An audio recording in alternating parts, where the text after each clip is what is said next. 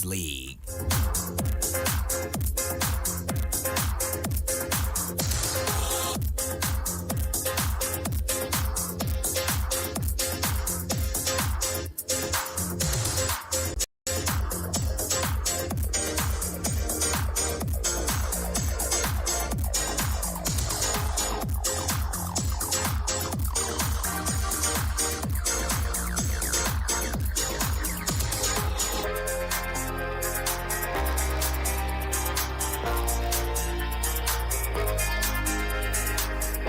Let's start from the world of handball, where coaches of Nigeria under 18 and under 20 women's handball teams have released their final list of 14 players ahead of the IHF, that is International Handball Federation Women's Trophy Zonal Phase, which will be held in Abidjan, Ivory Coast from April 20th to the 24th. The two teams have been training at the Rowi Park Sports Center, Yaba, Lagos, for close to 2 weeks and departed for the competition. That was yesterday. Coach John Uzo of the National Under 18 team has included Omole Joy of Defender Babes and her sister Omole Shola alongside OJ Princess of Funad Academy alongside right back Fasisat Balogun in the mix, while Success Duru Chetachi Ngadurube of Kwas Babes and Sharon Okonkwo make the court amongst other players. For the under 20 team, Coach Shitu Agbola has largely stuck with the players he has been grooming since their under 18 days. The team is led by Captain Chidera Ogunsimba alongside her Rima Queen's teammates, the Samuel sisters, that is Amina Mohammed and Joy Peters, Israel-based Rahima Bello, Kende Babatunde of Aspak HBC of Benin Republic, and Esther Matthew, who is also based in Benin Republic, keep their places. Coach Shitu believes his team will make Nigeria proud, just as they did at the under 18 level. According to Coach Shitu Agbola, he said, I am really upset that Taiwo Babatunde will not be part of the team for this competition, as our school, Yaba College of Technology, insisted that they will not release her for national service because of examination.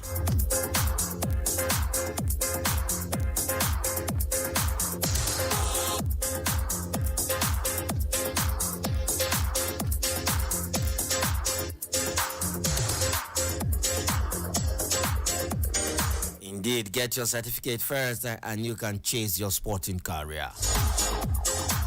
All right, in the under 18 category, Nigeria in Group A alongside Ghana, Togo, and Burkina Faso. The under 20 team are housed in Group B alongside Benin Republic and Togo. All matches will be played at the Sale Polyvalente des Parcs, the Sport de Trècheville, that is the multi-purpose hall in Abidjan. Wish the team the best of outing at the competition.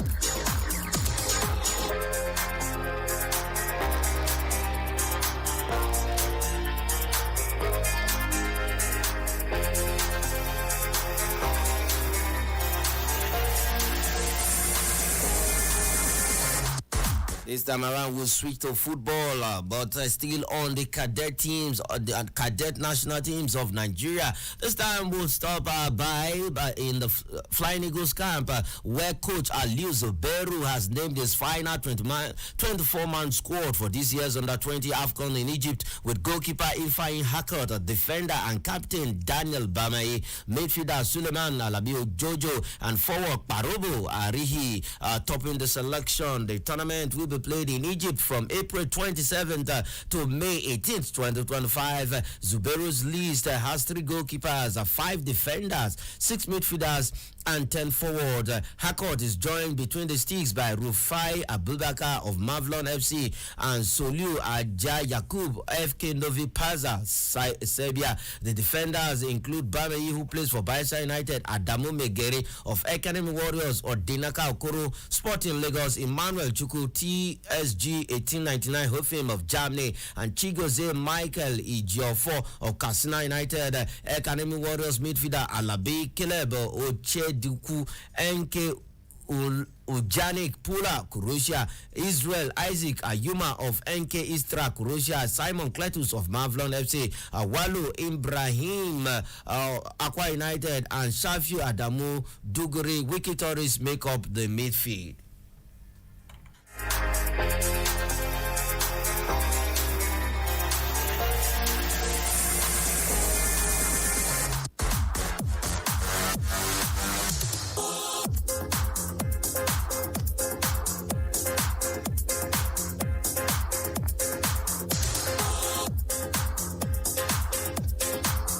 Yes, in the striking position, former Beyond Limit striker Arihi returns from Europe to lead the line and will be joined by the likes of Precious Benjamin of Hofen of Germany, Ezekiel Anthony Pangu of Inspire FC, the Vine Olise Foster Academy, Clinton Jefta Ayimba FC, Bidemi Amole Real Safri FC, Tahim Ghana Wireless FC, Theophilus Bendos Rixin, Niger Tornadoes, Matthew Kingsley of Kings FC, and Joshua Miyau, Katsina United, for a place in front.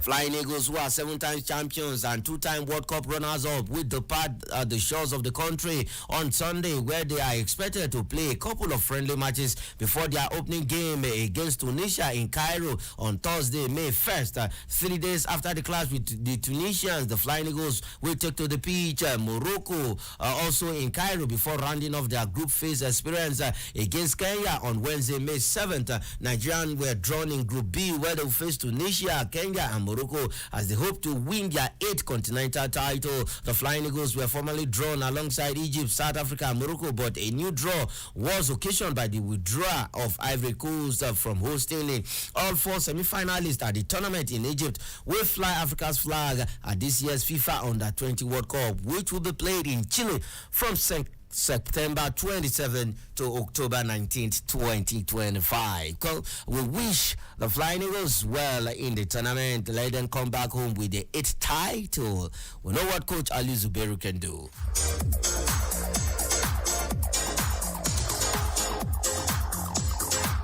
Yes, the program is Citizen Sports, reaching you from 93.7 FM, Abuja.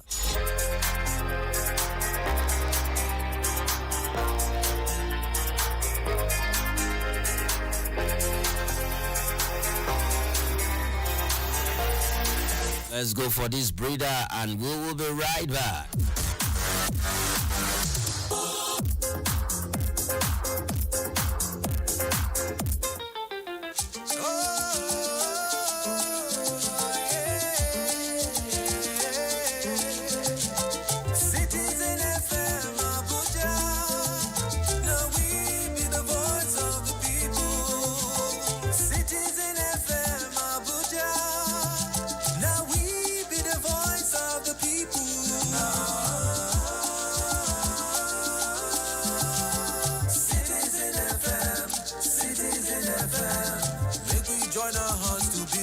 Of our dream. Citizen FM, Citizen FM. Your problem is my problem and my joy.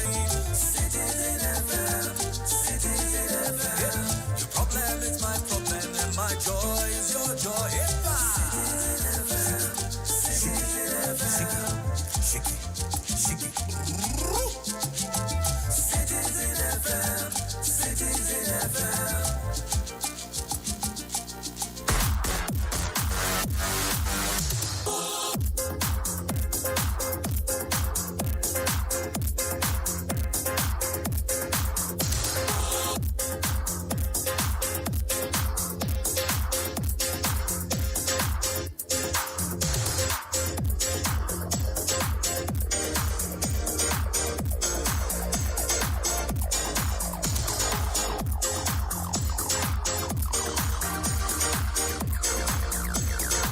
All right, welcome back from that breather. One man is on the news this morning. That is the Super Eagles head coach, Eric Sakwushel. According to the coach, he said, I got Super Eagles job on merit. Eric Sakwushel has asserted that his appointment was based purely on merit, not through any external influence.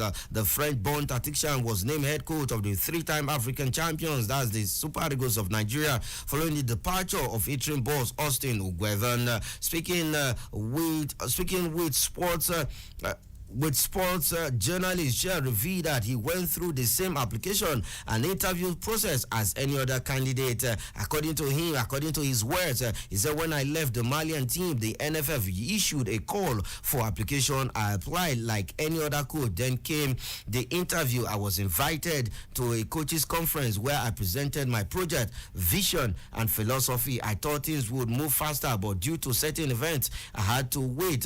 So I left. I went to Rome. But then this opportunity came up again. I knew I might lose it if I didn't ask. So I came back for this great project. He added, yes, indeed, he's saying he got the job on merit and not through any external influence.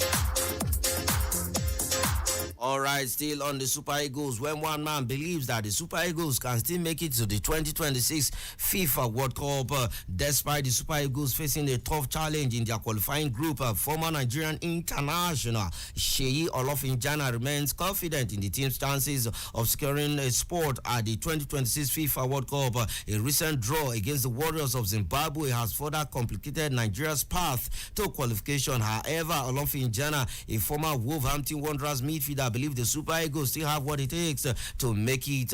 According to his words, qualifying for the World Cup is not impossible. Anything can happen in football. The talent is there. It's just a matter of how we manage it. He emphasized the importance of unity and commitment, adding it's a collective responsibility and there has to be a genuine desire to get things right. Olofinjana also expressed concern that the top talents like Victor Osimhen could miss the tournament if the team fails to qualify, calling it a potential unfortunate outcome for Nigerian football. Do you believe the Super Eagles can make it to the 2026 World Cup? You can call in 0903 2229797, 0903 2229797, or send a WhatsApp message 0818 2222205.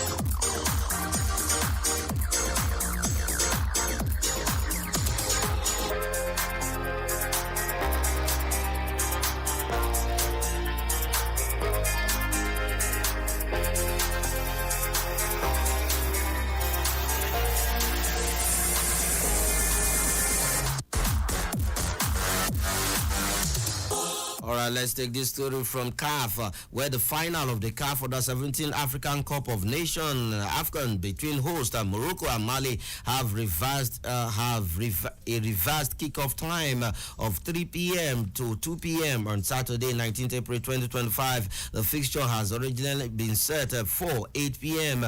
The match will now be played at the El Bachir Stadium in Mohammedia as Morocco seek their first title in the age grade competition, and Mali are chasing a record trophy win. In the semi-final fixtures, Morocco defeated Ivory Coast 4-3 on penalties after a goalless draw in full time. Scores in full time, while Mali beat Burkina Faso 2-0 in the first semi-final game played. Yes, indeed, the Eaglets of Nigeria missed out of the competition when they did not do well at the Wafube tournament.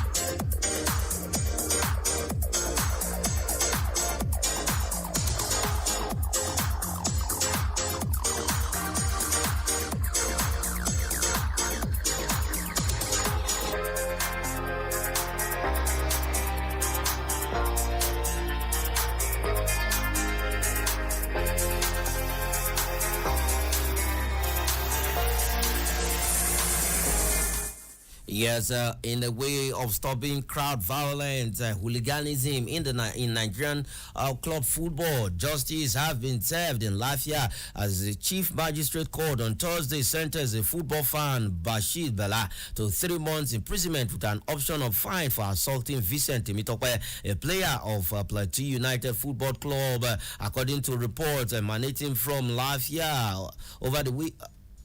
From Lafia at the Lafia City Stadium shortly after a heated Nigerian Premier Football League clash between Nasarawa United and Plateau United, which ended 3-2 in favor of the home team, that's Nasarawa United. Bala, a resident of Lafia and suspected fan of Nasarawa United, was arraigned by the Nigerian police on a 3-count charge bordering on assault, criminal force, and public disturbance. Upon arraignment, he pleaded guilty to the charges. The court is in delivering its judgment sentenced Bala to 3 months imprisonment with an option to pay a fine. The incident, which sparked widespread condemnation among fans and stakeholders, saw the Plateau United physically attacked shortly after the final whistle. Recorded Nasarawa United in an official statement, which I read out on the show, issued on Tuesday by the club's director of media, H. Amos, clarified that the incident, while unfortunate, was exaggerated. Amos stated that Temitope suffered only a slight bruise on the neck and was not stabbed with a knife or any dangerous weapon, as claimed.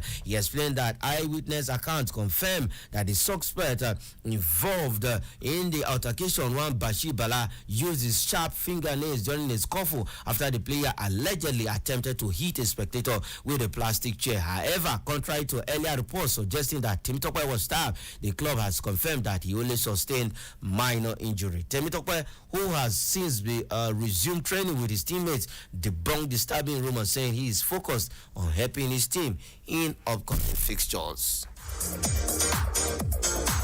Indeed, justice has been served.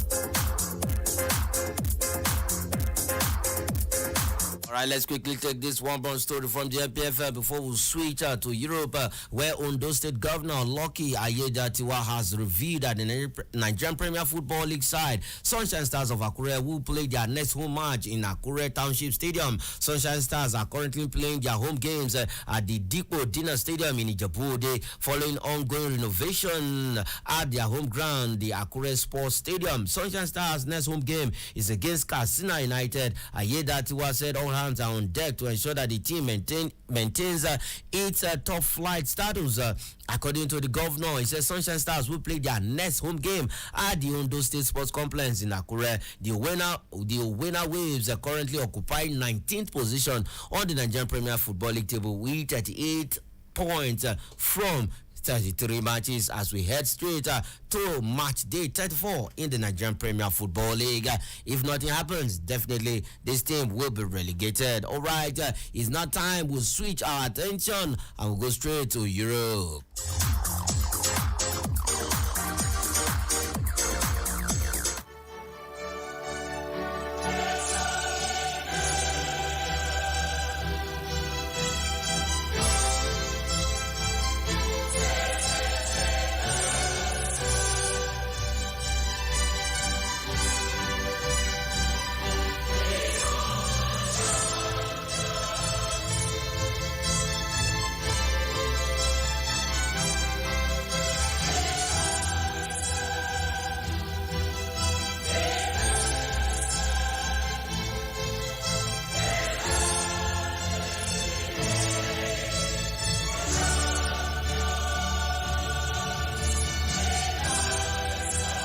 With that fantastic comeback at Old Trafford, everybody thought that Manchester United is on their way out of the Europa League. But indeed, the only team that remains unbeaten in all of Europe club football competition this season, Manchester United continue their 100% record in the Europa League this season, in Europe club competition, football competition this season, with a perfect night at Old Trafford as Manchester United produced an astonishing, marvelous, wondrous comeback to beat Lyon 5-4 in extra time on Thursday night and reached Europa League semi-finals with an aggregate of 7-6 victory in their last 8 tie. Lyon came from 2 goals down on the night to pull level and forced extra time before appearing to be heading through as they went 4-2 ahead despite being reduced to 10 men. But a Bruno Fernandes penalty and a Kobe Mino superlative strike brought United level again before Harry Maguire's header headed in the winner with the game in added time, in extra time. It was a night indeed that Manchester United fans and the players will not forget.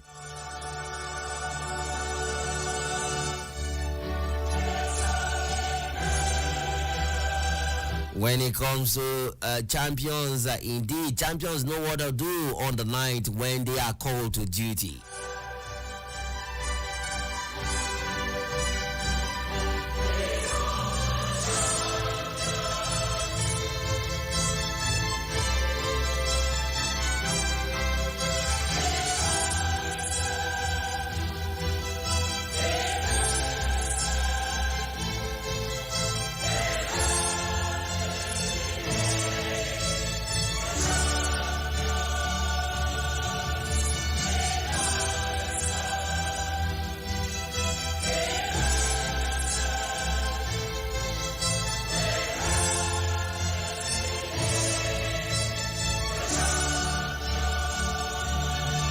Yes, on the other hand, the other English team, that is Tottenham Hotspur, first half Dominic Solanke penalty sent Tottenham, but Tottenham a 1-0 win at Eintracht Frankfurt on Thursday and through to the semi-finals of the Europa League with a 2-1 on aggregate under fire amid a terrible Premier League campaign and with coach Ange Postecoglou jobs hanging by a thread. Spurs put in a type of controlled performance they have lacked this campaign after Eintracht Frankfurt who go, okay, we have a caller.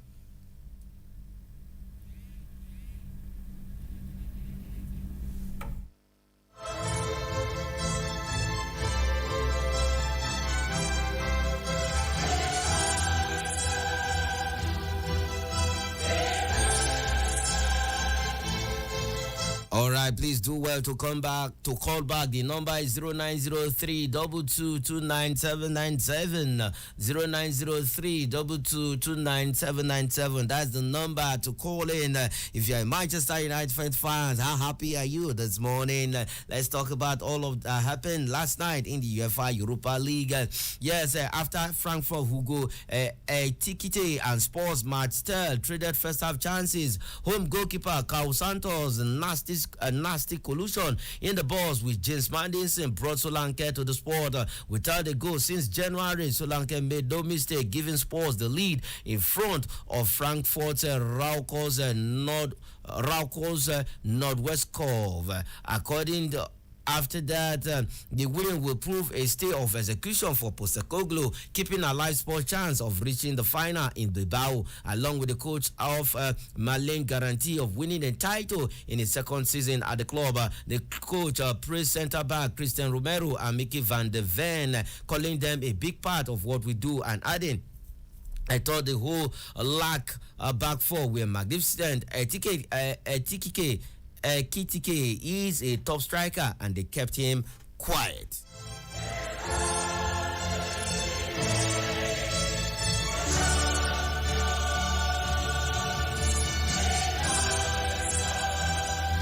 As for Tottenham Hotspur coach Postecoglou traveled to Germany knowing only victory will give him hope of staying in the job beyond the season. With the club on track for their worst league final in 3 decades, Europa League was the final chance for the Australian to make good on his promise of always winning trophies in his second season.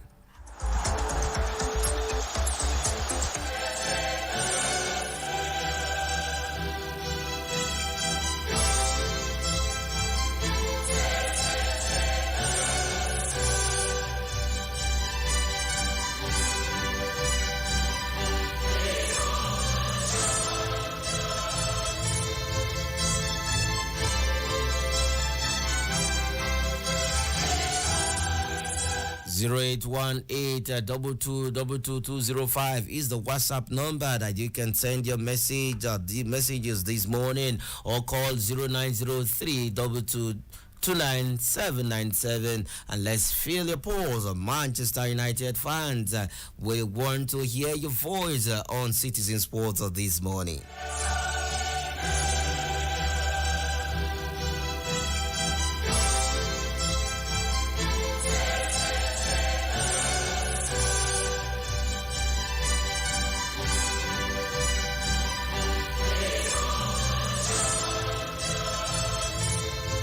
All right, the semi-final fixtures have been confirmed for the Europa League. This follows a completion of the quarter-final second legs on Thursday night. Athletic Bilbao, who were head to a goalless draw in the first leg in Scotland, defeated Rangers 2-0 at home to progress with a 2-0 aggregate.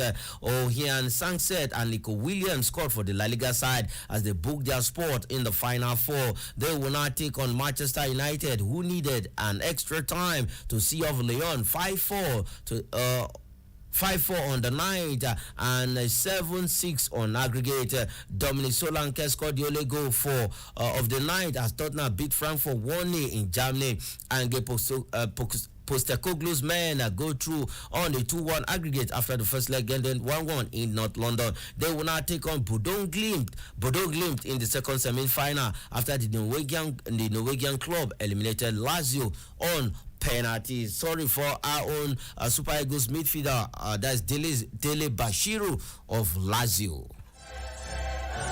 And Bodo Glimt becomes the first Norwegian club to get to the semi-final of European Football Club competition.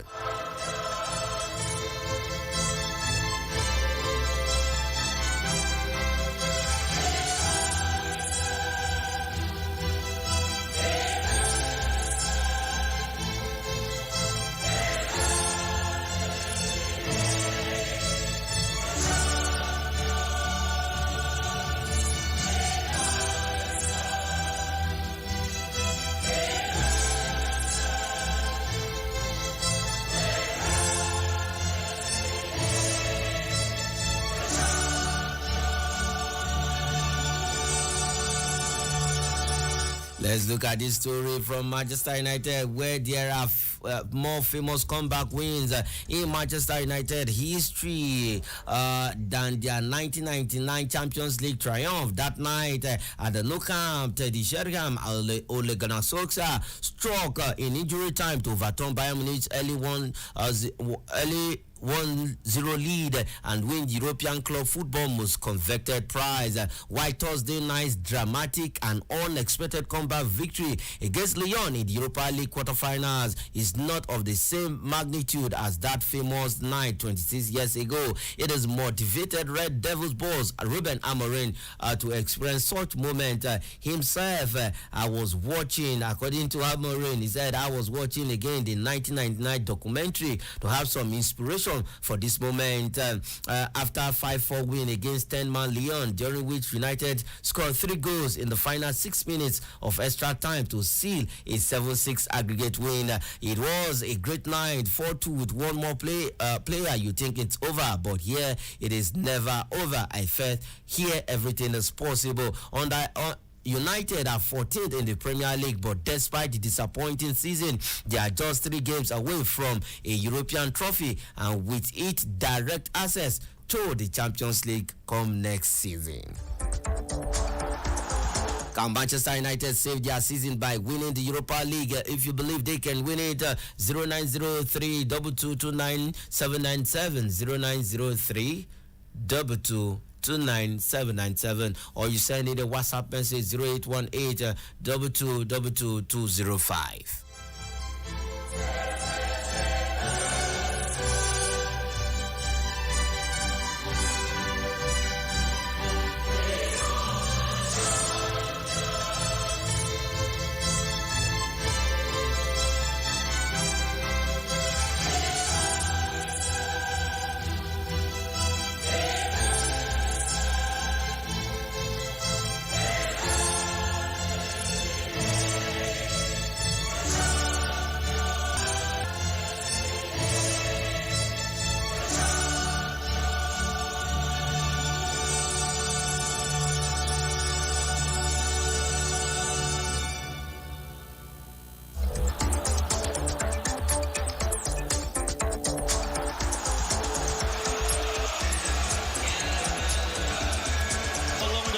respective lines, handshake between the United bench without a senior striker available as well. Rayan Cherki and Thiago Almada's right here, Darren. You know, they've got to win this game. And then played forward here. There's Mikatadze. Yeah, and against Solskjaer in that second half, they were fantastic. Great.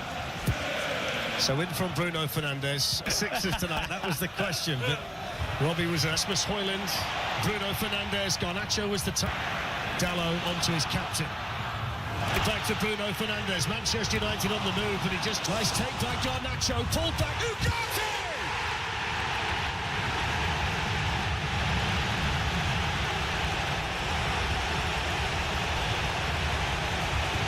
Well, that's a massive goal for Manchester United, scored by Manuel Ugarte, who doesn't get many for them by any stretch of the imagination, but the goal was put together quite brilliantly, and Onana went straight across to the Lyon supporters to celebrate in front of them.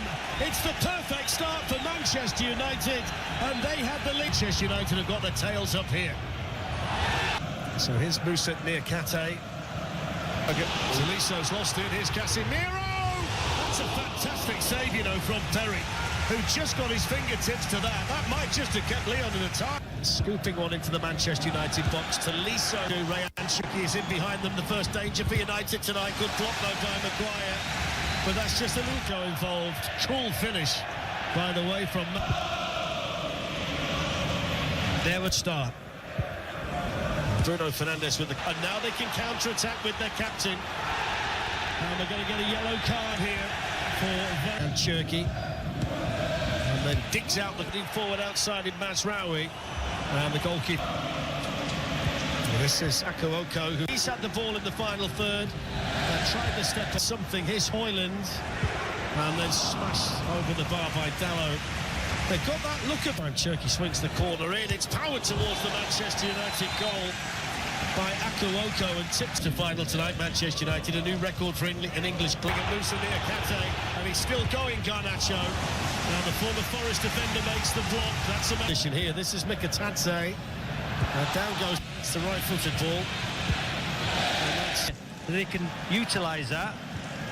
Up in the middle, the target here, Harry Maguire. Gets he sent to the ball, it took a deflection. And I think the referee might find a way through. It's Cherki on the move, and then the shot came in. That's a great block by Maguire, and he was onto that so well, haven't they, Manchester United? Yeah, and the free kicks, you know. Tolisso was quick, and he could get the right side and get it back to Onana. Crossed in by Tagliafico, and then coming in was Maitland-Niles with that late run into the box, but United one up tonight. Manuel Ugarte after 10 minutes. Hoyland's going to chase Fico. Tolisso's got into the middle. That's headed over and keeps going here, Cherki. What a run! What a save from Bruno Fernandes running in behind them again. And Bruno Fernandes! What a goal that would have been! Oh my! Wow! What a! Oh my words! This is Clinton Mata. That's good work in there by Manuel. One of the challenges that they've got tonight that they had in the... And that should be Onana. Akuoko's onto it and shooting.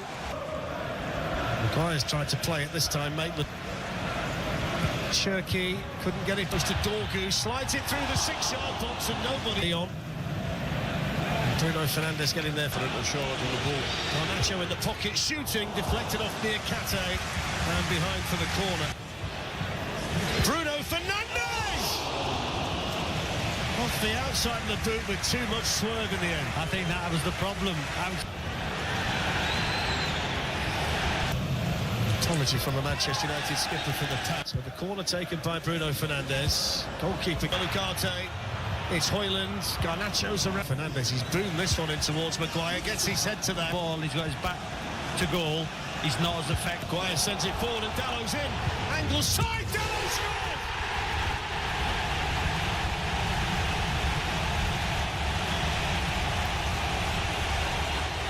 Well, he saved his goals this season for the Europa League, and right on the stroke of half-time, that feels massive for Manchester United. A second goal tonight, daylight on aggregate, and Diogo Dallo delivers. Yeah, I'm not sure what they're complaining at. Will it, you know, a foul in the build-up from Dallo, but again, and now his Garnacho has been a real danger all night. Just lifts one in towards Casemiro. Tolisso, now Cherki. Everybody. Garnacho puts him on the turf. Garnacho, good save. Well, you feel that a third man. Ate. Taken down by Cherki. Niles, Niakate. Mikatadze. Gives it now to... Oh, there's the Rabona from Bruno Fernandes. And deep they are as a team when they defend. You know. Repertoire tonight from Bruno Fernandes. Mata with the cross. Chance for Tolisso. That's a good save. From... Hi, welcome to Reliable Machinery Factory.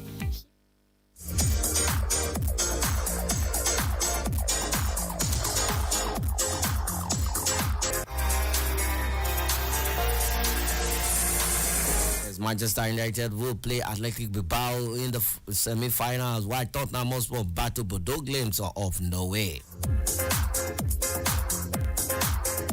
The UEFA Champions League semi-finalists have been confirmed. That was on Wednesday, where Arsenal will play PSG. Inter Milan will battle Barcelona.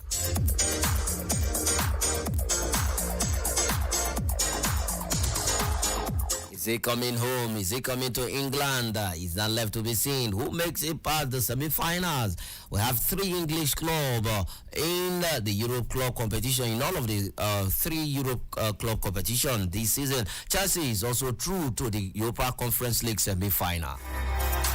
2 in the Europa League, that is Manchester United and Tottenham Hotspur. In the UEFA Champions League, we have Arsenal.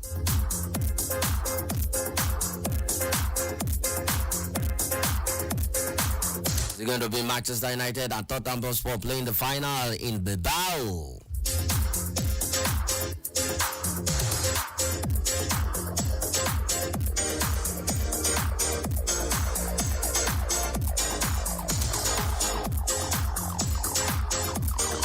Let's leave Europe and come back home where the National Sports Council, the National Council on Sports, has formally approved 32 sports cap for the 2024 National Sports Festival in a bid to bring consistency and strategic focus to Nigerian Premier multi-purpose sports event. The decision was taken during an extraordinary council meeting held on Wednesday in Abeokuta, Ogun State, following a memorandum presented by the National Sports Commission. A communique signed by the NSC Director General Bukola Olopade confirmed that the 32 sports would comprise 27 compulsory events and a maximum of 5 optional events to be chosen by the host state. The policy is rooted in Rule 11 of the 2024 National Sports Festival General Rules and Regulations Extraordinary Council held in Benin City in 2019. The list of compulsory sports were curated by the council based on popularity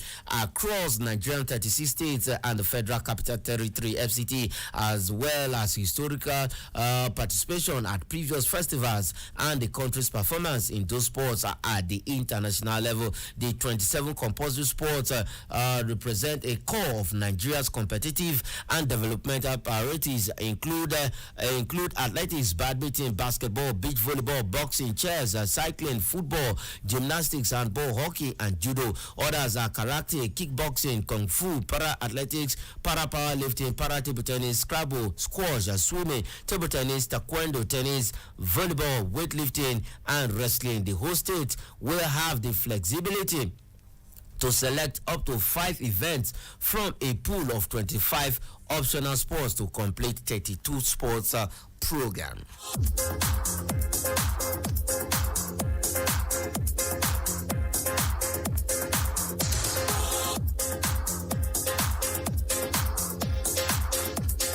Yes, according to the council, they stress that the move will stabilize the structure of festival and prevent unpredictable changes that could complicate planning, logistics, and athlete development pathways. The 2022 edition of the National Sports Festival Tag Gateways Games will be hosted by Ogun State in Abeokuta from May 18th to 30th, 2025.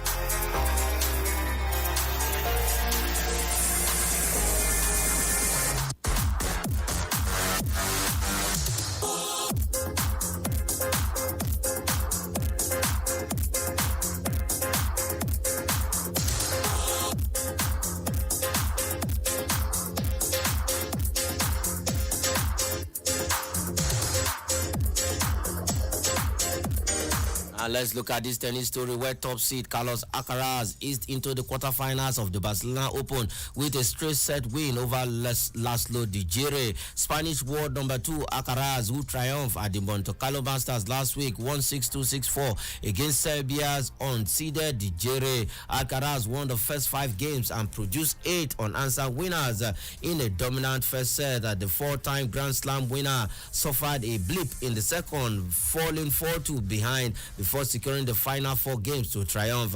After going 4-2 down in the second, I played a bit more like what my level is, according to Alcaraz. I am very happy that I could step up my level and seem more like my best, and I want to continue. The 21-year-old will play 5th seed Alex de Monaire in the last 8, that is today, after the Australian trashed Britain's Jacob Finlay. Unseeded Finlay beat Spain's Roberto Cabelez on Monday for his ATP Tour win on clay, but was defeated 6-1, 6-2 by De Monaire. Elsewhere, Russian 4th seed Andrei Rublev lost 7-5, 6-4 to unseeded Spaniard Alejandro Davidoff Fokina. Fokina will face unseeded Russian Karen Khachanov in the quarterfinals after he defeated Spain's Jamun Munar 7-5, 6-4.